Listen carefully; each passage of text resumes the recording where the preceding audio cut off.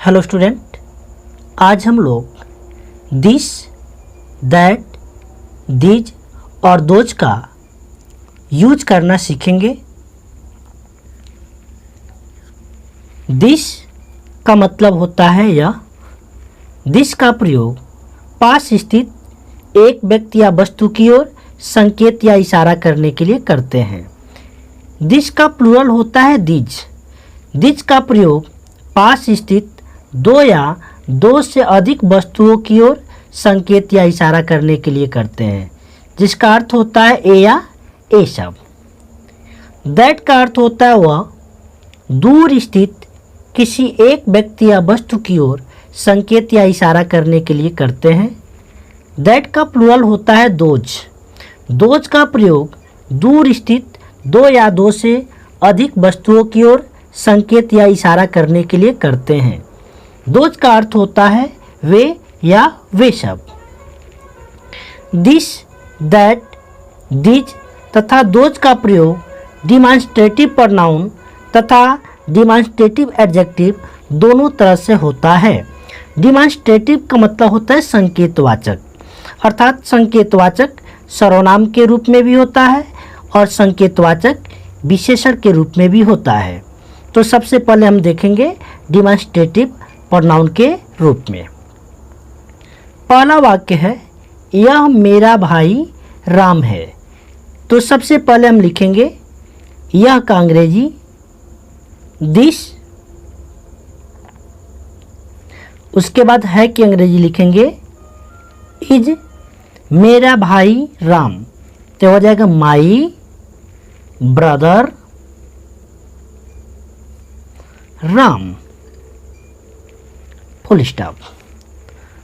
अगला सेंटेंस है वह तुम्हारा कार है।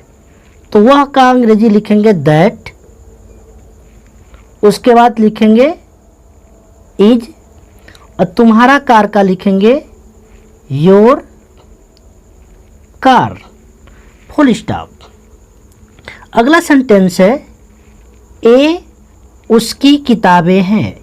ए का अंग्रेजी होगा दीज। तो लिखेंगे दीज और दीज के साथ हम प्रयोग करेंगे आर का प्रयोग करेंगे। और उसकी किताबें, तो उसकी का लिखेंगे हर, किताबें का लिखेंगे बुक्स।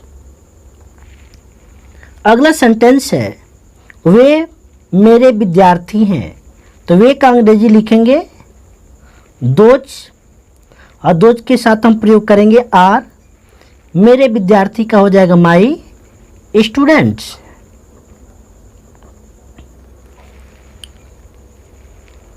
अब हम देख रहे हैं कि दिस और दैट का प्रयोग सिंगुलर के रूप में होता है, जबकि दिज और दोज का प्रयोग प्लूरल के रूप में होता है।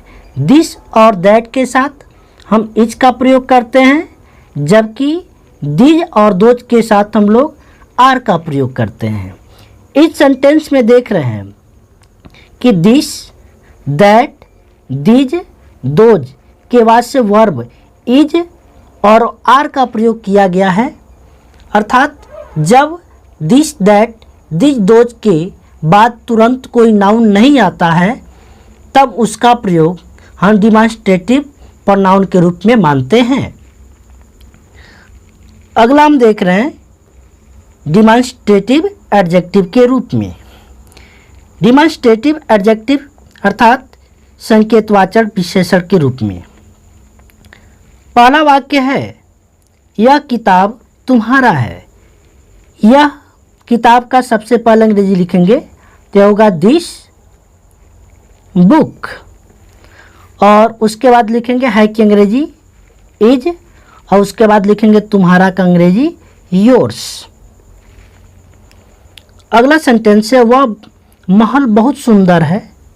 That palace is very beautiful या नाइस हम लिख सकते हैं। अगला सेंटेंस है एक कलमें मेरी हैं। एक अंग्रेजी होगा दिज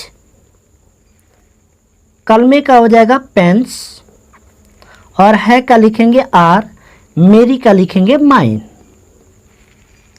अगला है वे खिलौने उसके हैं, वे का अंग्रेजी लिखेंगे दोज, खिलौने का लिखेंगे ट्वाइस, है का अंग्रेजी लिखेंगे आर, उसके का लिखेंगे हर्स। अर्थात हमने देखा इन वाक्यों में दिस, दैट, दीज और दोज के बाद से नाउन का प्रयोग किया गया है।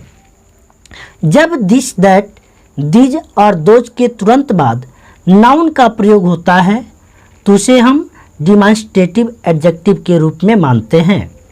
तो आपको समझ में आ गया होगा कि डिमॉन्स्ट्रेटिव प्रोनाउन और डिमॉन्स्ट्रेटिव एडजेक्टिव के बीच क्या अंतर होता है। अर्थात जब दिस, दैट, दीज, दोज के तुरंत बाद कोई नाउन आता है तो वह डिमॉन्स्ट्रेटिव एडजेक्टिव कहलाता है, और यदि दिस, दैट, दीज, दोज के बाद कोई नाउन नहीं आता है तो डिमॉन्स्ट्रेटिव प्रोनाउन कहलाता है। और कुछ हम उदाहरण को देखते हैं।